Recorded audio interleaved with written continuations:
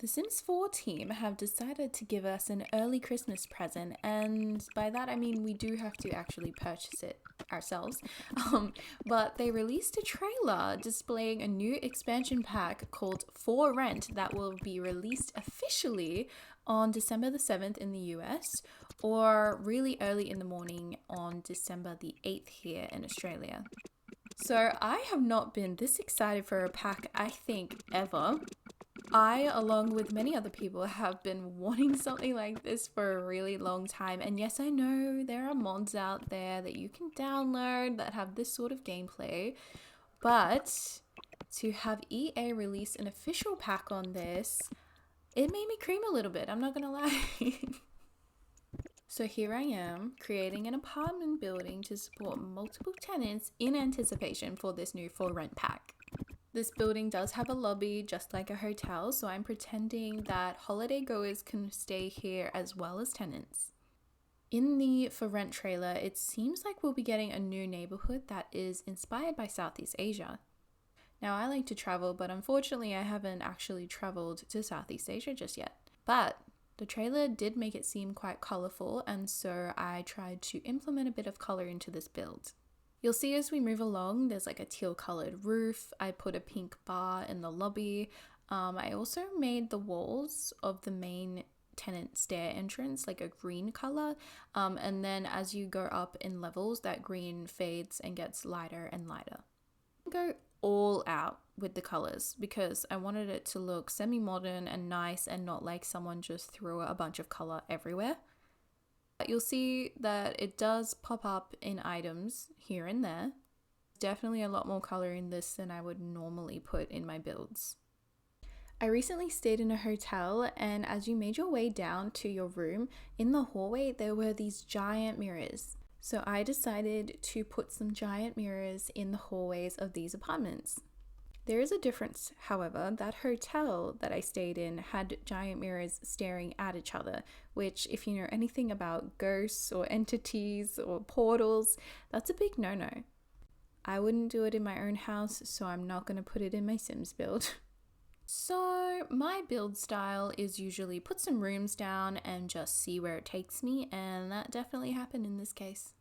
So I put this building on the solar flare lot in Oasis Springs that used to contain like a really badly built lounge. Like it was pretty bad, but I do understand it came from, base pack, so there's that.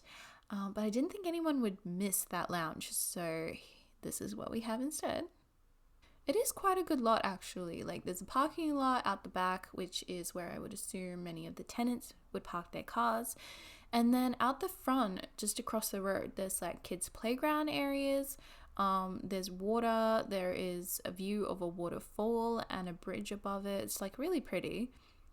Not only that, but there's also a garden that separates this lot with the gym that's next door. And in the garden, there's like this rocky pathway, and that's really nice too. So ultimately what I ended up with on this lot are some fake shop fronts that face the water across the road, and I like to think that maybe the locals come down and have coffee and cake for brunch. It is quite common in Australia at least to have shops that are attached to or associated with hotels like this. I didn't make these businesses functional because that wasn't really the point of this build in particular, but you will see at the end of this video I do use the space inside and put in some gym equipment, so my Sims don't necessarily need to travel to a new lot to use the gym. I would actually love to go ahead and build a big cafe, probably in place of that museum right next to this lot, because this place in particular does remind me of multiple Australian esplanades, like except without the desert ground, of course. At the moment, I don't know how the Sims team will implement separating different apartments. Briefly in the trailer, you can see one apartment blank out as it focuses on another apartment, kind of like how it looks in City Living, but it is a mystery at the moment about how we will set that up ourselves. Like, I'm hoping it is a pretty simple act of maybe like clicking the front door and setting it for a particular family. That would be good, because that would mean that this build is not for nothing.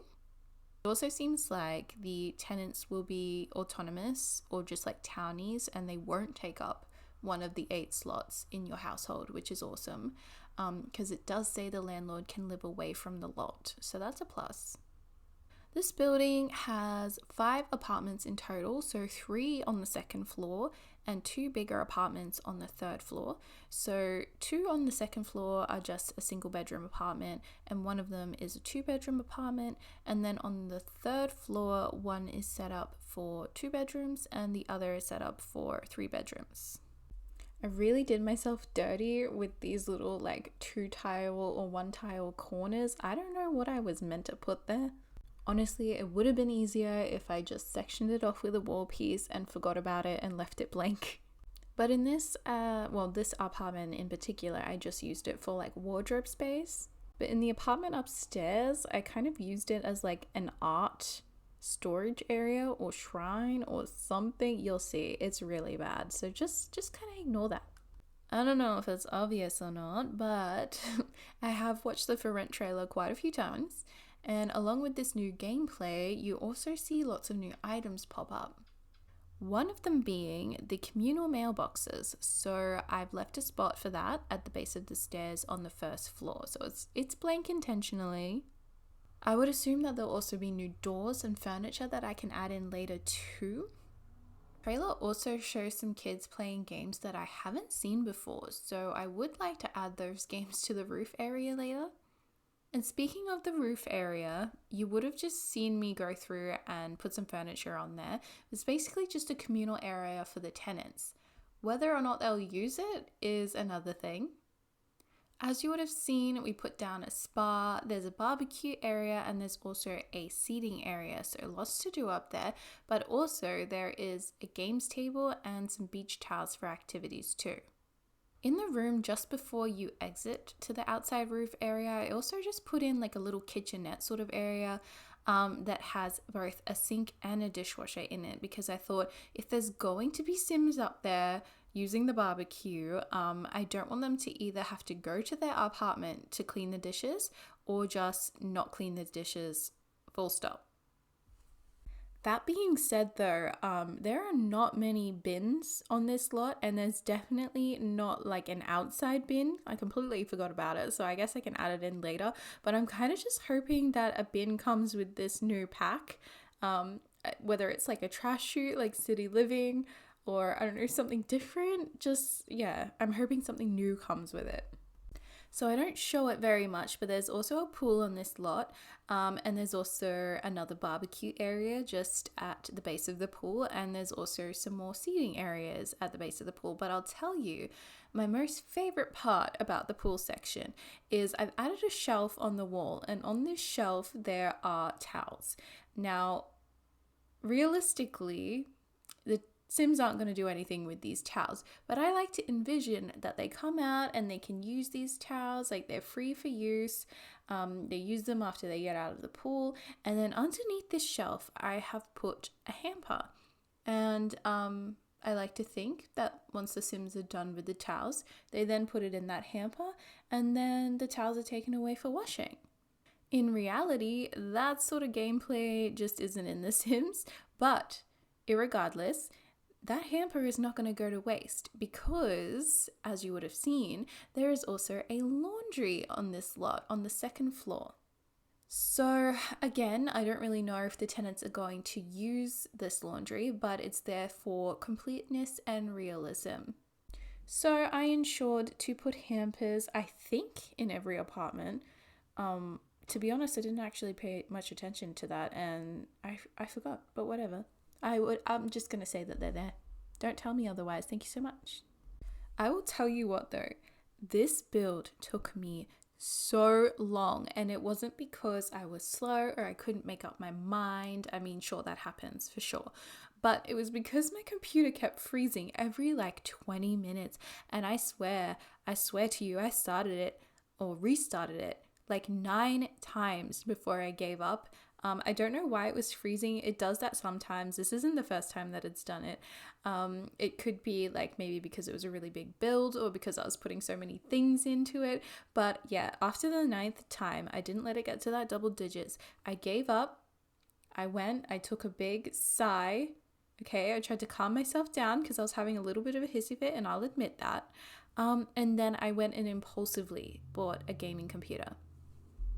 And you know what? I wouldn't fucking change anything, okay? This is life. Sometimes this is what happens in life. And now I am a gaming computer girly, okay? Just for my Sims. I literally don't play anything else. If I do, it's on the PS4, okay? So I am a Sim gaming girly right now. But you know what? I am actually super excited because this means I can download lots of mods. Okay, so send me your mod suggestions in the comments because I want all of them. We are coming to the end of the speed build now, and can I just say, if this game comes out and it's broken, that's the end. I'm sorry. I have to take the gaming computer back because I won't be playing Sims anymore. No, I'm just kidding. But in all seriousness, please don't be broken. Okay, if you like watching this video, please give it a like. Give me a subscribe if you want to see more, but the like is important because it means I know someone's watching it. Thank you so much.